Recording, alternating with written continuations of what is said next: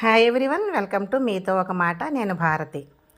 క్రితం వీడియోలో అమీన్పూర్ లేక్ గురించి చెప్పాను కదండి. ఆ లేక్ దగ్గర కట్ట మీద మైసమ్మ గుడి ఉందండి. ఇక్కడ వాతావరణం చాలా పీస్ఫుల్గా ఉంటుంది. నేను లేక్ గురించి అయితే చెప్పాను కదా. అయితే ఇక్కడ ఒక విషయం చెప్పాలండి. మొక్కల ప్రేమికులు ఎవరైనా సరే ఏదో ఒక టైంలో దొంగతనం చేయక తప్పదండి. అదే జరిగింది. ఈ గుడి దగ్గర నాకు ఇక్కడ ఆరెంజ్ కలర్ కాస్మోస్ అయితే కనిపించాయి.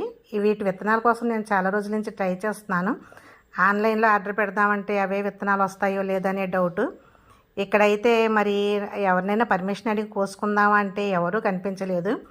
మనసు అయితే ఊరుకోలేదు నాకు. ఎందుకంటే ఇప్పటి నుంచో చూస్తున్నటువంటి పువ్వులు ఇవి, ఈ మొక్కలు కావాలని. ఇంకా తప్పలేదండి, తప్పనిసరిగా దొంగతనం అయితే చేసాము. నేను మా పాప కలిసి కొన్ని విత్తనాలు అయితే వీటిని కోసామండి. యాక్చువల్గా అక్కడ ఎవరినో ఉంటే పర్మిషన్ తీసుకుందాం అనుకున్నాం, కానీ అక్కడ సంబంధించిన వాళ్ళు ఎవరైతే కనిపించలేదు. చివరికి మేమైతే కొద్దిగా విత్తనాలు అయితే కోసుకున్నామండి. మొక్కల ప్రేమికులందరికీ తెలుసండి. ఎందుకంటే ఏదో టైంలో మనం మొక్కలు కానీ విత్తనాలు కానీ ఈ విధంగా దొంగతనం చేయక తప్పదు.